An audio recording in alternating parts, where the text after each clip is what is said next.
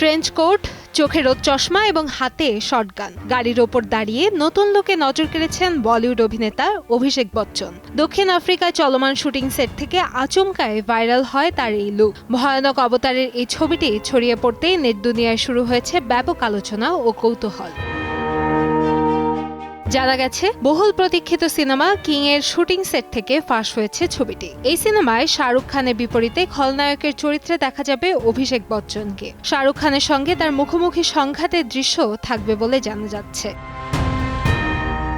অভিষেক এর আগেও ভিন্নধর্মী চরিত্রে মুগ্ধ করেছেন দর্শকদের। ইউভা, রাবণ এবং বব বিশ্বাসে বেশ প্রশংসা পেয়েছিল তার অভিনয়। এবারও তিনি একেবারে নতুন রূপে হাজির হচ্ছেন বলে জানা গেছে।